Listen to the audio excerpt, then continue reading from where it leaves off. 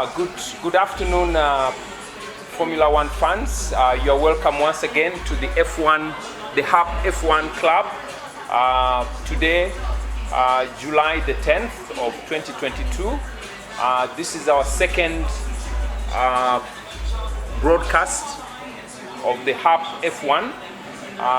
This afternoon we have the Austrian Grand Prix happening in the next 20-25 minutes. We're very close to the race, and we're delighted to have you joining us on this broadcast today.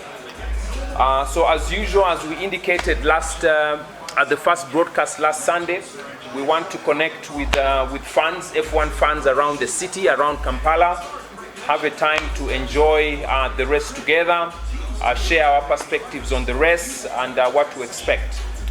So what we want to do today is let you know a little bit about the circuit in Austria and some of the things that we can expect from the race today. As you know, yesterday we had the sprint race. The sprint races started last year, and not all the races in the season are sprint races, but the Austrian is one of them, in which the positions for the main event are determined through a sprint race. And yesterday Max Verstappen came out at the top of that sprint race, so he will be starting on pole. And for those who are joining the F1 family and getting to know about Formula One, pole means you start at the very front of the race, and we'll be telling you some of the F1 speak through this broadcast, so you understand some of the terminologies that we use. So basically today the Austrian Grand Prix is one that runs over 71 laps. It's a 306 kilometer circuit. You can imagine that's a distance between here, Kampala and Kisumu, or Kampala and Ntungamo, or Kampala and Soroti. Quite some distance to be covered within a time of 1 hour, 40-45 minutes, under 2 hours really, is what the rules tell us. So it's going to be an exciting race. This is the home of the Red Bull. It's also called the Red Bull Ring, or the Silpeng. The Austria Grand Prix started in the 60s. There was a circuit at an airfield in the 60s that held some races, and then the first race on this particular circuit at Silpeng, the Spielberg, started in 1970. So the Spielberg circuit ran races from 1970. It ran until 1988. The races were stopped because of security issues. There were some grave accidents happening on the circuit. So the circuit was redone and then again resumed in 1996. And we've had a couple of races from 96. There was a little stop again and then resumed in about 2011, 2012. It's an exciting race circuit. It's a fast circuit. The first part of the race is really, there are long stretches on the circuit, so the first half of the circuit is really fast, and so the cars that really have high power, the Red Bull, the Ferraris, are expected to do very well on this circuit, given that it's really a high power circuit.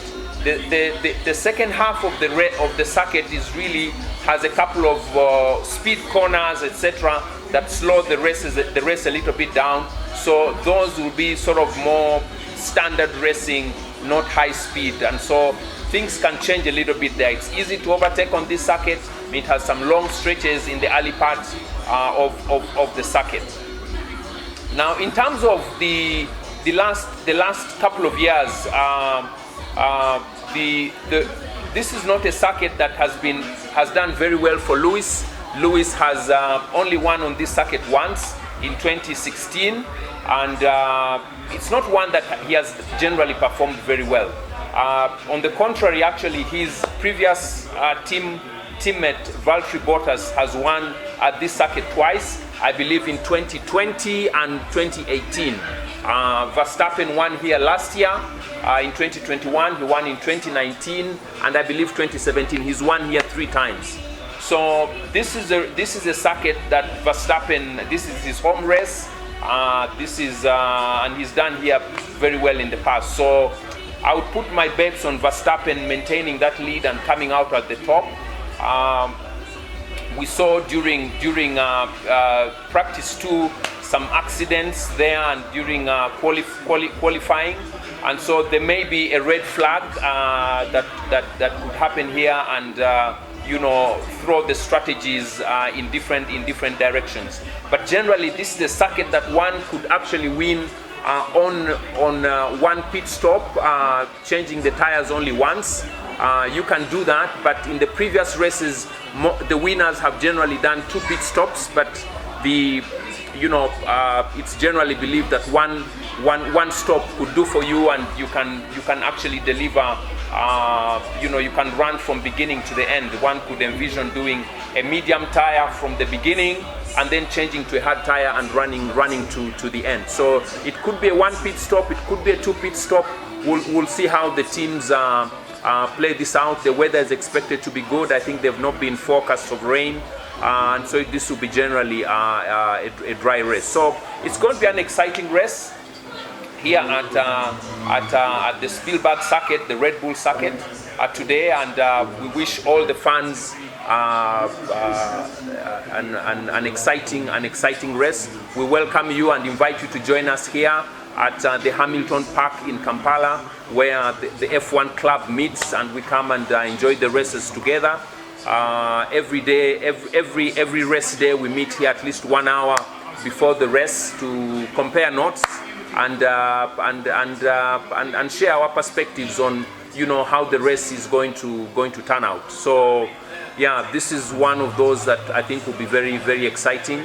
And again, I think Red Bull and Ferrari are expected to do very well at this race. Now, for those who are new to Formula One, there are a lot of terms, what I would call F1 speak, that we use a lot, and I would like to introduce you to some of those terms.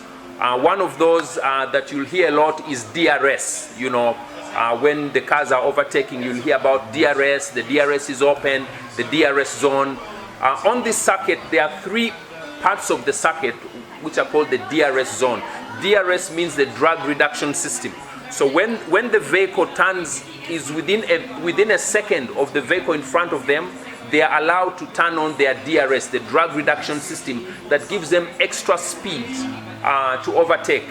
So when you see a car within a second of the car in front of it, they have the ability to turn on the DRS, and that gives them extra power. But there are only 3 parts of the circuit that are DRS zones. So one of the terms you should be familiar with is DRS, drag reduction system. The other Formula One speak is DNF. You'll hear fans talking about DNF. DNF stands for did not finish. It means the driver and their car either had a mechanical issue or they had a crash and were not able to continue and finish the race. So DNF means did not finish. Is the other term that we as Formula One fans like to throw around. The other one that you will hear a lot is pitting. Pit or box. And pitting or box means you go into the garage to change your tires. So when you pit, it means you're going into the pit lane where you go into the garage and change your tires. So again, on this circuit, we expect that there will be, under normal circumstances, 1 or 2 pits that the teams will choose to take. But you can do 1 pit or you can do 2 pits on this circuit. Then the other F1 speak that we commonly use is P1, P2, P3. P1 means position 1, P2 means position 2, P3 means position 3. So the P1, P2, P3, etc. just refers to the positions the race cars are expected to start the race in. And then something else you hear are the flags. A red flag means that there is a safety issue and the cars are expected to go into the pit lane and park. The race has been stopped. That's a red flag. It means there is an accident on the circuit, on the racetrack, and it's not safe for you to drive on the circuit. So that's a red flag. When you hear the term a yellow flag, it means there's a safety issue somewhere on the circuit, but it's deemed safe enough for the cars to drive at a reduced speed. So everybody cuts their speed to a reduced speed within acceptable limits. That's a yellow flag. And then the green flag, when there is a yellow, or when there's a yellow flag, and then it's now deemed to be safe, they will flag a green flag, which means the track is safe. You can go back to, you know, the maximum speed that you're able to deliver on the circuit. So these are some of the F1 speak that we'd like to introduce to you fans, especially those of you that are new to Formula One, and we encourage many new people to come and join and watch the races with us here at the Hamilton Park. The other one is you'll hear about the tires, different types of tires, and today you'll see, you know, people, the teams are using different sets of tires. You have the soft tire, which is normally marked red. That's usually the fastest tire that you can drive your car on. That's the soft tire. It's marked red. The soft tire has better grip, has the best grip on the circuit, but it does very few races. It does very few laps. You can do very few laps on the red. The shortest number of laps are delivered on the red or the soft tire. Then the next type of tire is the medium tire, which is marked yellow. So that gives you an intermediate range. It has slightly less grip, but you can go much farther in the race. And then the next type of tire is the hard tire. It's normally marked white.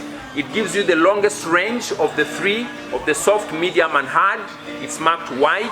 It has less grip, but it gives you much longer distance. It's not as fast as the soft and as compared to the medium. The fastest laps you get are on the soft, and then the medium, and the less speedy tire is the hard tire. Then when you have the rains coming in, sometimes they will use, normally if you have heavy rains, you'll use what is called a wet tire. It has a lot of grip on it. And then, you know, if the water on the circuit is deemed to be not too heavy, then the teams will opt to use the intermediate, which will deliver a much faster speed, but still deliver a high grip and, you know, stability for the car. So these are some of the speak that you need to be familiar with to follow a Formula One race, to understand what the commentators are saying as you follow the race. So once again, we want to wish you a very wonderful race today, an enjoyable race today. All the fans around Kampala, around Uganda, and around the world. And again, do please, there's still time, do please come and join us here at the Hamilton Park and join the F1 club here as we enjoy the Silpeng Austrian Grand Prix, and wish you all a wonderful day. Thank you very much.